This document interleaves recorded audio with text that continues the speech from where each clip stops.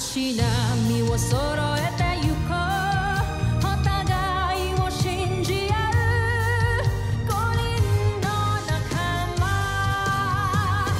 バルテス5に預けた命飛ぶぜ宇宙の果てまでもみんなの笑顔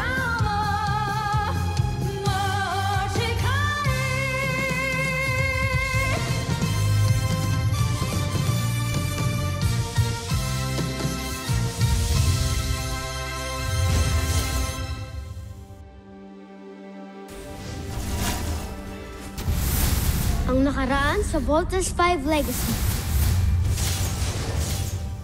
The Voltes 5 robot is formed by 5 ships.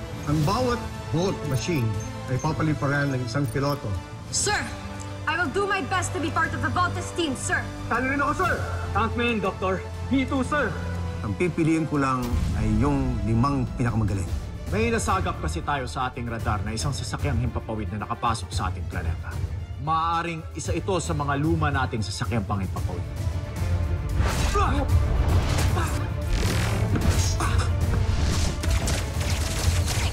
Sino kang dayo ka nang gugulo ka dito sa Kapitolyo ng Busan? At sino ka rin? Ako si Prinsipe Zardos.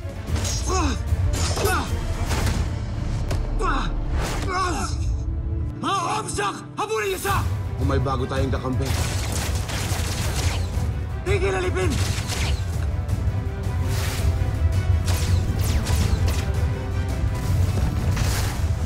Sa aking palagay ay napatay ko ang alipin. Kung ganoon ay buhay nga siya at nagbalik. Buhay pa nga si Rotgar. Ang aking ama? Oo. Napatay ko ang sarili kong ama. Handa na ang una mong misyon para mamuno ng sarili mong armada. Kalilisanin mo agad ang Busan para maglakbay. Sila ang tutulong sa iyo para sakupin ang Terra Air 2. 20 bilyong mamamayan ang naninirahan sa planetang ito. Yan na ba sila? Mukha silang alipin.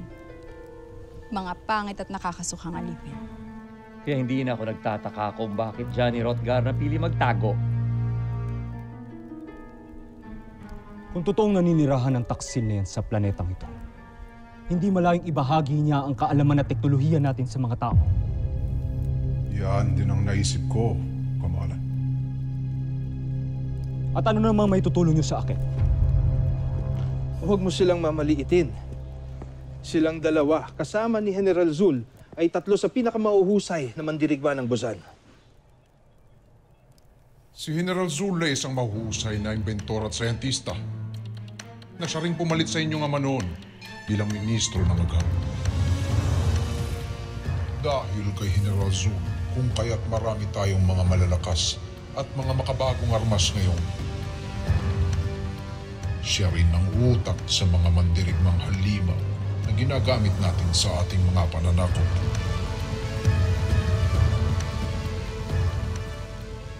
Chevel Draco, hindi dapat minamaliit ang kaalaman ng isang mahusay na Vernum of Devdam na tulad mo. Isang veterano sa maraming digmaan at sa mismong pananakot.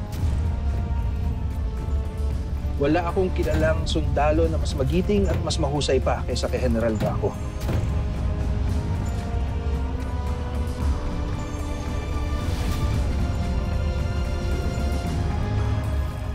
Ganda!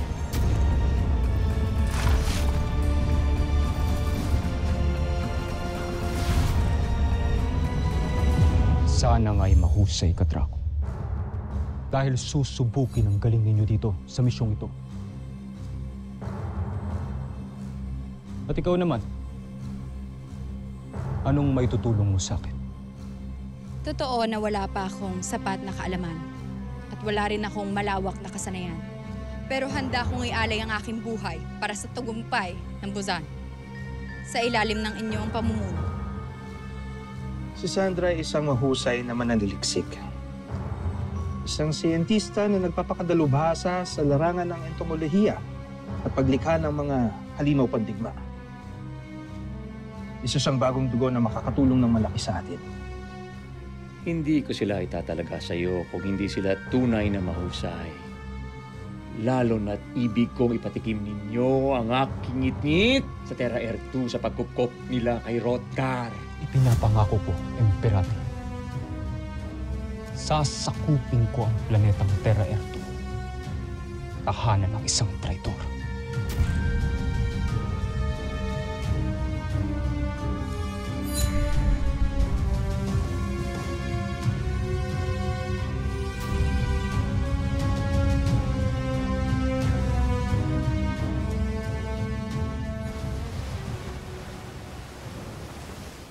Ma, do you think human beings lang po ang nabubuhay sa buong universe?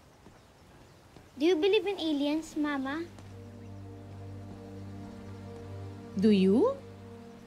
The universe is so big, Mama. I know totoo pong mga aliens. Mama! Nakita namin yung Voltes robot kanina. Grabe, ang laki. Parang almost complete na ata yun. Pwede nang sakyan. Voltes robot? Yes, Little John. Sabi ni Dr. Smith, yun ang ultimate weapon ng Earth. Pag nakita mo yun, grabe yung arrow. Ay, hindi ba? Itinuro ko sa inyo na ano man ang makita ninyo sa camp, hindi ninyo ikikwento. Ma, wala ko sinabi. Oo nga, Ma. May malaking voltage robot dun sa Camp Big Falcon. Anak, go study in your room. Bigyan kita ng exam mamaya, ha? Sige na. Ha? Hindi nga, voltage robot. Little John.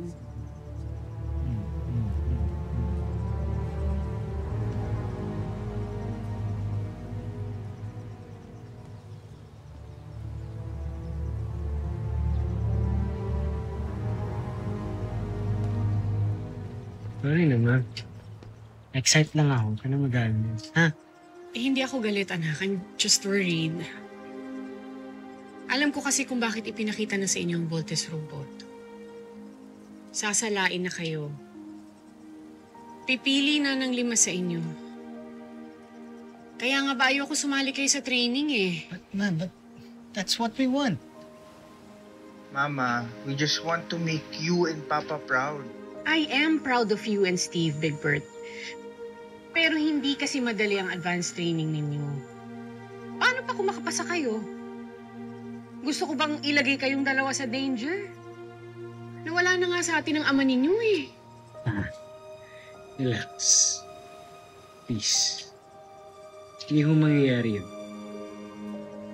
Chill lang.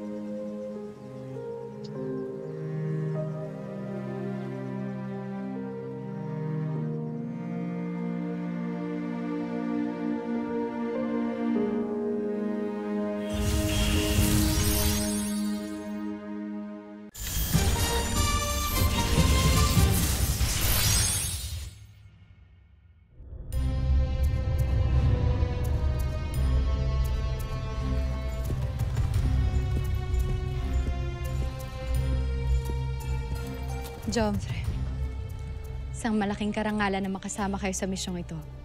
Matagal na akong humahanga sa inyong galing at talino.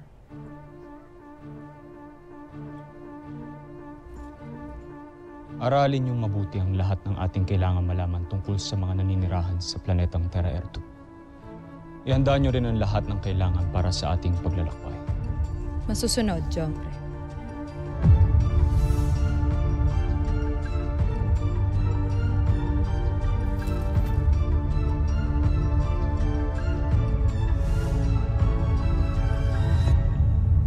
Trainees, you are the top candidates for the Voltes 5 team. You will go through a rigorous training program. Dadaan kayo sa martial arts training, physical agility, gunmanship, and flight training. Wawarningan ko na kayo. You will go through hell. You have to be the best of the best. Walang takot. Walang pagod. Only the best of you will make it to the Alpha team. and only 5 will be chosen to be part of the Voltes team.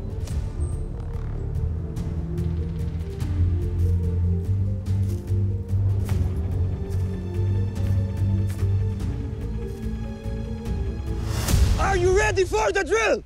Yes, sir!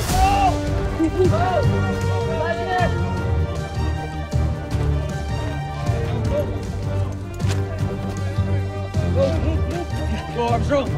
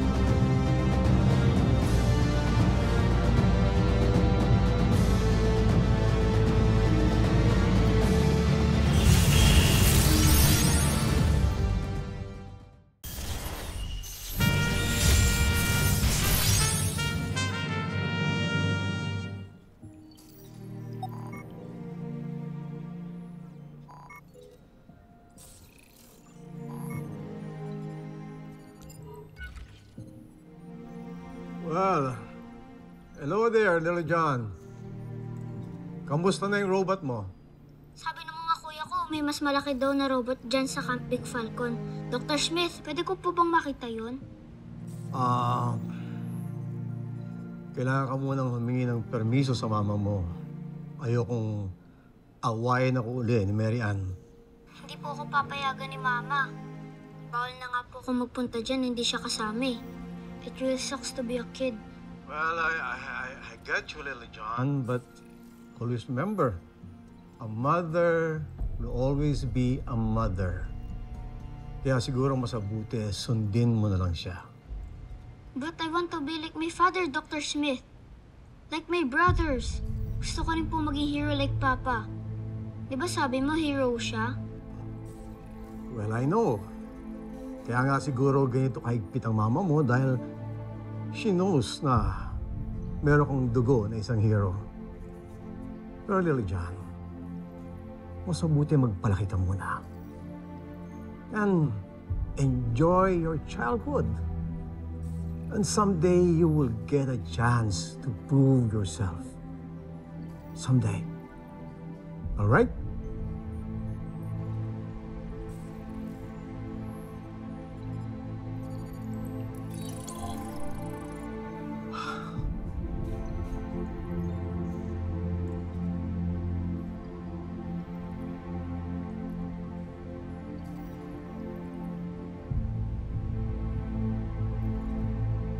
go. Ayoko na maghintay ng matagal. Papa, alam ko, pwede rin po akong maging hero kahit na bata pa ako.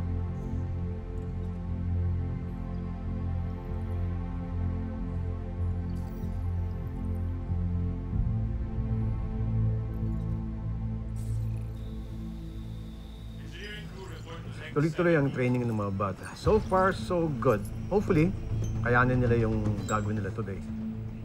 Kailangan nilang kayanin para matiyak natin kung sino sa kanilang karapat dapat maging part ng Voltes team. But anyway, how are we so sure na battle-ready na ang Voltes robot? Successful naman lahat ng mga test na ginawa natin, pero malalaman lang natin yan pag nakainkwentro ng Buzanian robot. Sana hindi tayo mabigo. But, siguro ito na yung perfect time para pakita ko sa'yo. Liga. Attention to the Chief Medical Officer. Please report to the Medical Bay 1.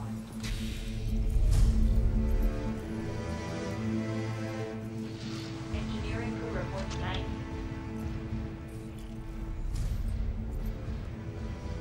Totoo nga.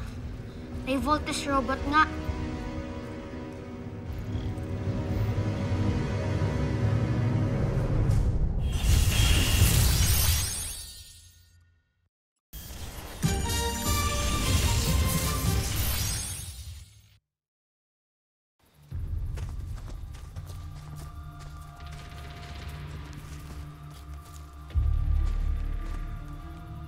Welcome to the final course of your training program.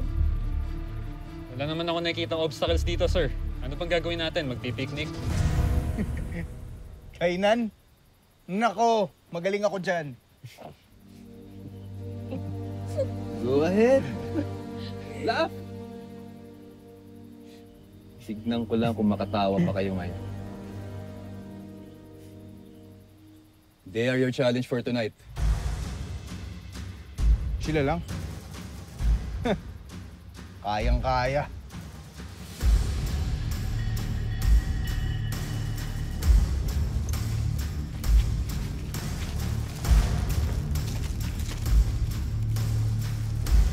Ay, ang dami pala nila. Sir, what do you mean, sir? Your objective is to get through them, make your way up to the hilltop. Those who will not make it will be out of the program. Good luck!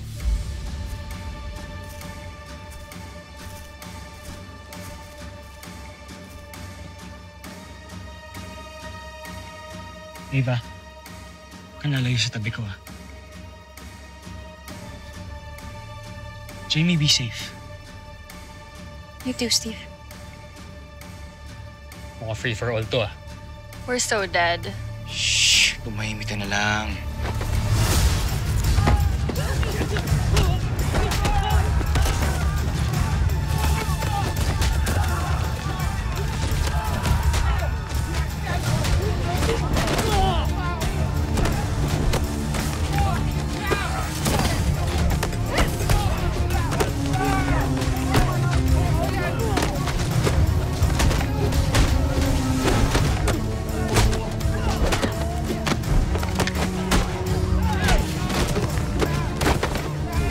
Let's go!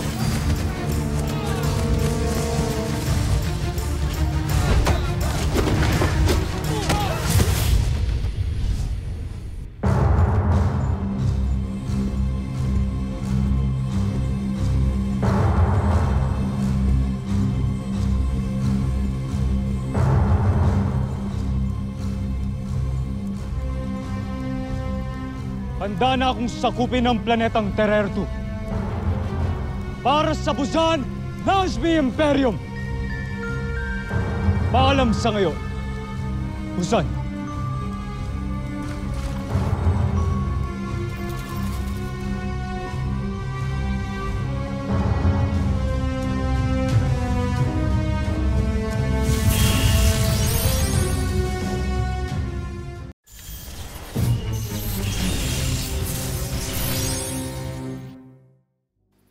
Eva!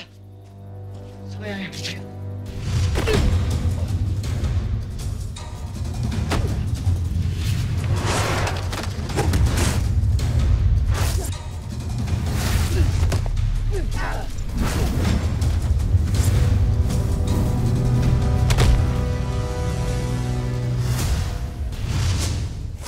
yabang mo talaga, Armstrong. Sir, huwag kang pikon. Ba't meron kang sidearm? Training lang to ah. Unless... Reloaded yan. Ha?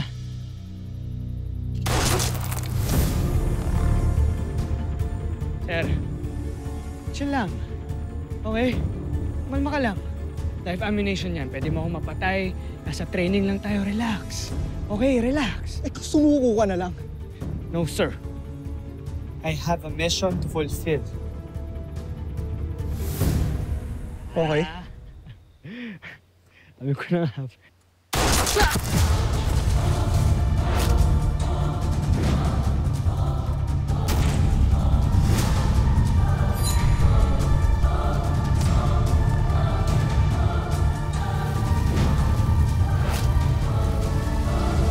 Susunod sa Voltes 5 Legacy. Totoo po bang si Papa ang nakaisip ng robot na yun? Yes, anak. It's his. I want to be part of the Voltes team. I want to honor Papa. Maliit lang po ko pero my mind is not. Tinakot nais kong masakop ang planetang Terra-Erto. Ang sinasabing naging tahanan ng isang traitor na si Rogar. Just like Net, wala ka bang napansin na kakaiba sa kanila? May pinahihiwatig ka. The universe has something bigger in store for them. Meron silang destiny na kailangan i-fulfill. You could say it was written in the stars. Kami ho ni Big Bert, wala ho kaming sugat, wala kaming galos. Diba si Little John, no? Ang talino niya for his age, kung ano-anong naimbento niya. Ma, what's wrong with us? Why are we so different?